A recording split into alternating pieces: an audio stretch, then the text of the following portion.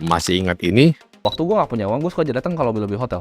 Atau kalian cari lounge-lounge yang mahal, pesan kopi aja 80.000. Ya, cuma naik 30.000 dari Starbucks. Dan ini? Menurut gua, sistem sekolah itu adalah scam. Ya, dua video itu adalah pernyataan kontroversial Timothy Ronald. Ketika itu banyak netizen ramai-ramai mengeroyoknya karena tak sepakat dengan pernyataan tersebut. Bilangnya dua video itu membuat Timothy Ronald terkenal dan banyak yang penasaran dengan latar belakangnya. Dari viralitas itu, Timothy langsung tancap gas, memanfaatkan momentum. Ia menjadikan platform YouTube media branding dirinya sebagai influencer edukasi yang berkaitan dengan investasi dan keuangan. Tak lepas dari kontroversi, namanya pun semakin melambung. Dan ia membuat kelas edukasi yang kini menjadi kelas investasi terbesar di Indonesia dengan member aktif ratusan ribu anggota. Ia pun menjadi Gen Z terkaya di Indonesia yang benar-benar dari hasil jerih payahnya sendiri. Timothy adalah perintis, bukan pewaris. Nah, pada video kali ini kita akan membedah siapa Timothy Ronald yang dijuluki Raja Kripto Indonesia. Bagaimana ia bisa kaya raya di usia muda dengan ambisinya ingin menjadi manusia terkaya di Indonesia.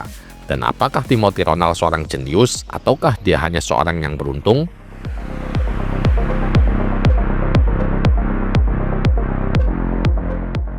Timothy Ronald lahir pada 22 September 2000 di Tangerang Selatan dari keluarga biasa, bukan anak konglomerat, bukan pula pewaris klan ekonomi politik.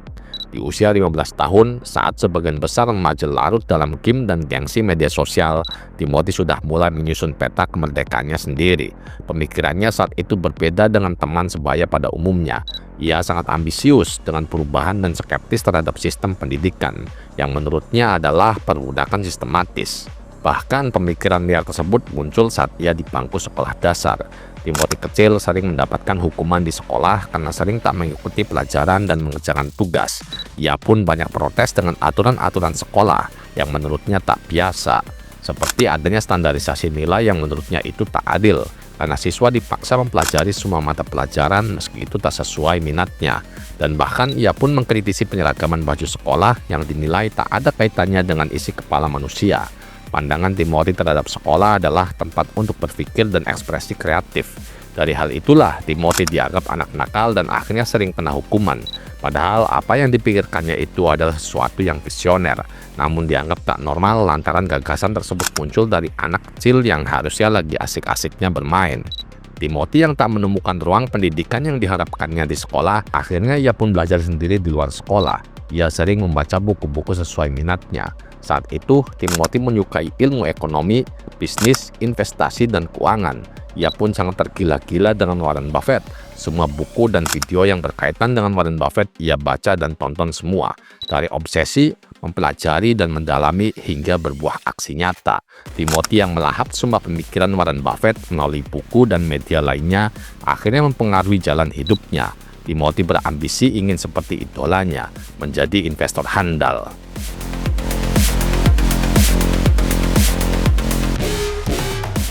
Berawal dari kepahitan hidup keluarganya, saat ibunya masuk rumah sakit, Timothy merasa tertampar melihat kondisi kamar pasien ibunya yang tak layak lantaran tak punya uang untuk mendapatkan pelayanan VIP. Ditambah ia pun sangat marah terhadap kenyataan bahwa sang ibu setiap hari jualan lemper untuk menghidupi keluarga. Dari situ akhirnya Timothy yang hidup dari kecil tanpa ayah lantaran berpisah dengan ibunya berjanji kepada dirinya akan merubah kondisi itu semua dan menjadi kaya agar keluarganya keluar dari kemiskinan. Ia pun mulai berusaha mendapatkan uang dari berbagai usaha. Usaha yang pertama kali ia geluti adalah menjadi joki game League of Legends. Orang-orang yang mau push rank ia jokiin. Dari joki game tersebut ia menghasilkan 50-100 ribu rupiah. Masuk ke SMA, Timothy mulai usaha jualan pomade. Modal awalnya pinjam dari ibunya, sekitar 2 juta sampai 8 juta rupiah. Ia belanja pomade dari situs impor, kemudian jual di Kaskus dan Tokopedia. Dari jualan pomade, ia sisihkan keuntungan buat beli saham. Timothy mulai belajar investasi dari buku Warren Buffett, Peter Lynch, dan tokoh-tokoh sukses lainnya. Saham pertama yang ia beli di Indoprimer dengan meminjam KTP ibunya. Berbarengan itu, usaha pomade-nya pun bermasalah dirazia BPOM dan bea cukai karena tak berizin. Waktu itu ia sempat takut dan putus asa, tapi Timothy ingat dengan janjinya. Ia pun bangkit kembali. Timothy beralih berjualan sedotan stainless steel. Ternyata sedotan lebih laku daripada pomade. karena ia menciptakan inovasi pada sedotannya yang khusus buat minuman boba. Ujungnya bisa tusuk tapi aman. Timothy pun belajar Facebook Ads di tahun 2016-2017 untuk meningkatkan penjualan. Sedotan laku keras, omsetnya ratusan juta per bulan. Dari keuntungan itu, ia investasi saham. Saat itu ia beli saham BCA. Bisnisnya pun makin berkembang sampai akhirnya ia membuka agensi Facebook Ads khusus untuk membantu usaha kecil hingga startup. Klien-kliennya dikenakan fee bulanan sekitar 5 juta sampai 70 juta rupiah. Sambil jalanin bisnis, Timothy terus memperdalam ilmu saham dengan style value investing, sabar nabung, dan analisa perusahaan. Di tahun 2015 awal mengenal kripto, tapi ia belum mempunyai modal yang cukup. Usai mempunyai modal yang cukup, di tahun 2017, Timothy pun terjun memulai trading kripto secara serius. Ia sempat rugi besar karena all-in di altcoin seperti Stellar Lumens dan IOTA yang harganya sampai naik tinggi tapi akhirnya anjlok sampai nyaris nol. Dari situ Timothy merasa trauma dengan kripto dan sempat skeptis menganggap bahwa kripto itu scam. Pada akhir 2019 sampai awal 2020 saat pandemi COVID-19 mulai merebak, ia panik dan menarik semua uangnya dari market. Keputusan itu ternyata tepat. Ia mendapatkan hoki. Sahamnya ia jual semua pas harga turun drastis dan lockdown mulai berlaku. Banyak analis juga meramalkan harga saham termasuk BBRI turun drastis. Timothy profit besar dari kepanikan yang berbuah hoki. Dari hoki itulah akhirnya boom. Dia memamerkan portofolio saham BBRI-nya yang menembus angka 3 miliar rupiah dan mengenakan kaos kutang. Dari situ followernya makin banyak dan banyak juga yang memintanya buka kelas belajar saham. Manfaatkan momentum, Timothy buka kelas pertamanya secara gratis. Ada 100 member yang diajarinya via Zoom. Permintaan menjadi member semakin banyak. Akhirnya ia kenakan biaya kelasnya seharga Rp97.000.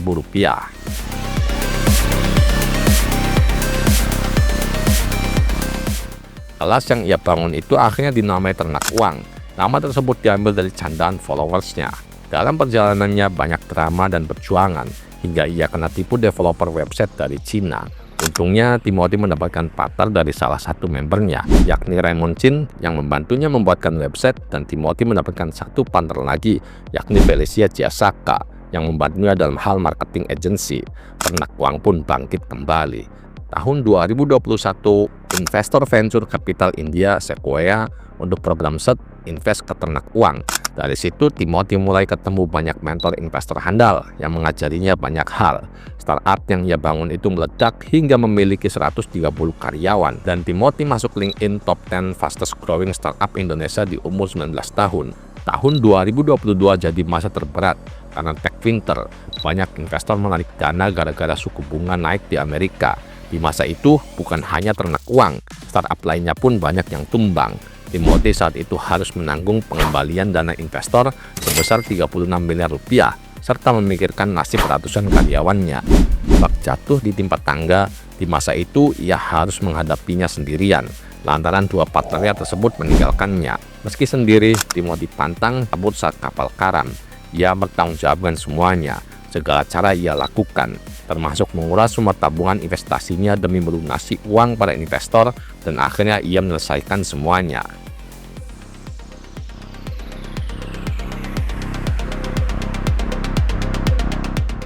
Tengah masa sulit yang menimpanya, seorang teman mengenalkannya dengan Changpeng Zhao, CEO Binance, exchange kripto terbesar di dunia. Saat itu Timothy bertemu Jay-Z di Bali.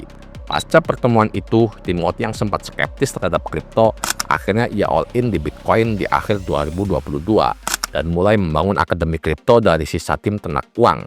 Dari situ portofolionya meledak sampai 100 miliar lebih di 2023. Karirnya melejit, ia pun membangun family office pribadinya bernama Ronald Capital. Dalam perjalanannya, ia bertemu dengan partner yang pas dan saling mengisi, yakni Kalima Sada, seorang dosen kelahiran Blitar. Kalima Sada ketika itu dikenal seorang trader kripto yang mahir karena berhasil mengubah modal 30 juta menjadi 7 miliar dalam waktu 2 tahun. Kehadiran Kalima Sada semakin membuat akademi kripto moncer.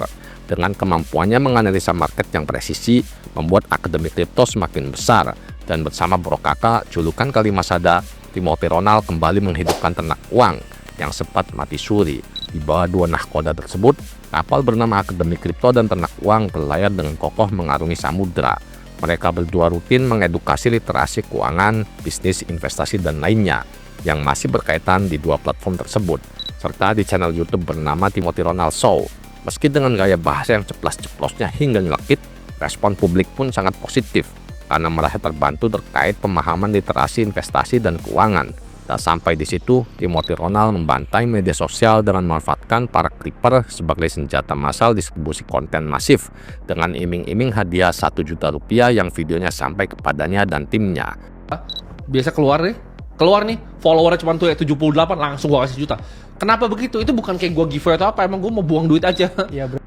Publik pun semakin mengaguminya ketika Timothy Ronald membangun sekolah di pedalaman dan memiliki cita-cita membangun 1000 sekolah di seluruh Indonesia. Selain itu, ia bersama partnernya rutin membagikan beras per ton setiap pekan kepada masyarakat yang membutuhkan.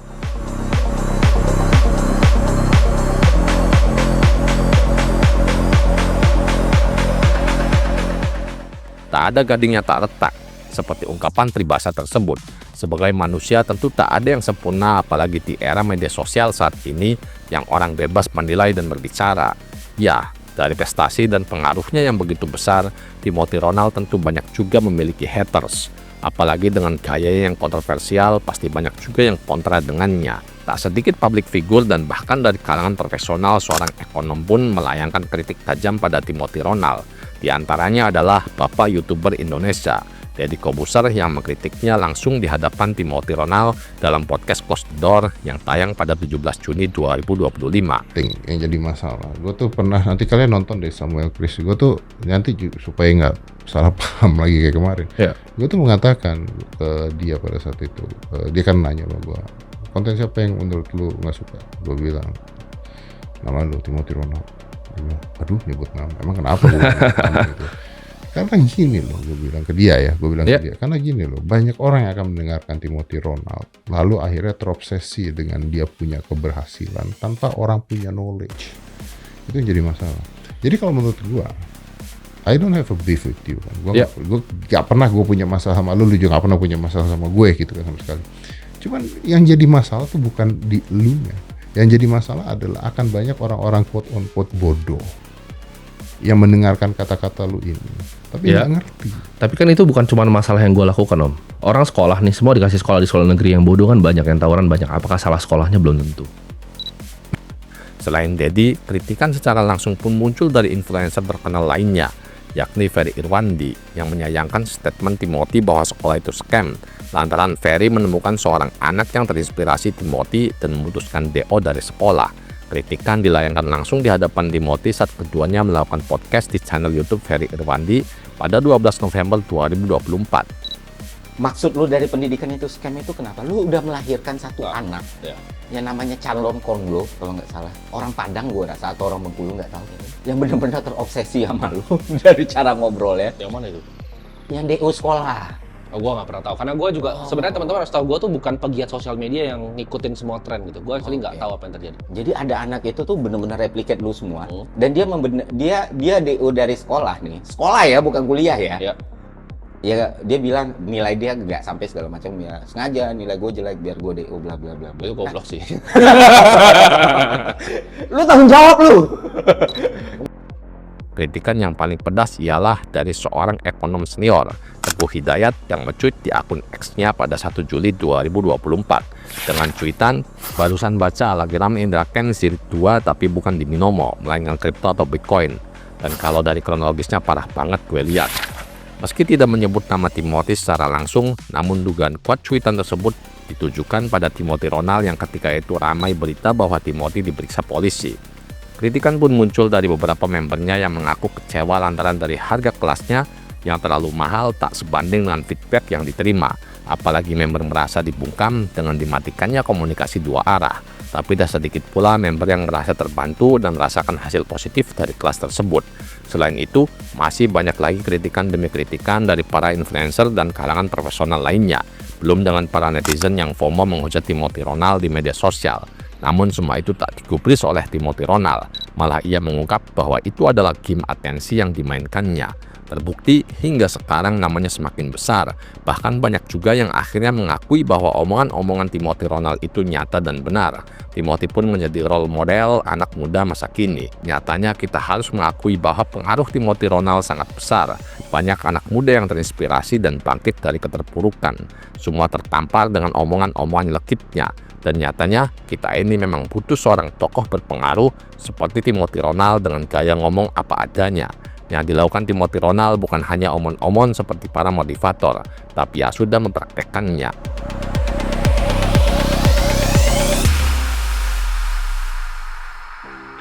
Di balik kontroversi dan perangainya yang ganas di depan kamera, ternyata Timothy Ronald adalah tipe cowok yang soft spoken di hadapan perempuan. Seleranya terhadap perempuan pun tak kaleng-kaleng. Terungkap sedikitnya ada 3 perempuan yang ia pernah pacari. Semuanya cantik, berprofesi sebagai seleb media sosial dan model. Cewek pertamanya Stephanie Agatha, cewek cantik seorang selebgram yang dia pacari ketika masih SMA. Yang kedua adalah Marcelina Halim, seleb TikTok dan selebgram yang juga seorang trader kripto cantik dan seksi. Momen kebersamaan Timothy dan Marcelina Halim bisa dilihat di berbagai media sosial, karena romantisme keduanya tak luput dari sorot kamera.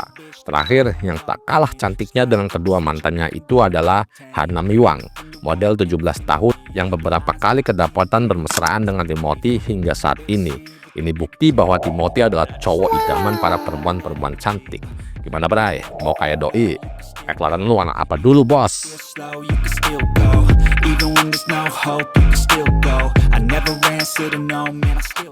Semua tahu bahwa Timothy adalah raja kripto Indonesia. Pastinya di portofolionya kripto yang paling besar. Timothy pernah mengungkap bahwa aset terbesarnya adalah Bitcoin sebesar 95%. Tapi belakangan ia merebalancing portofolionya. Kebanyakan ia invest di US stock indeks saham S&P 500 untuk saham Indonesia sebagian kecil.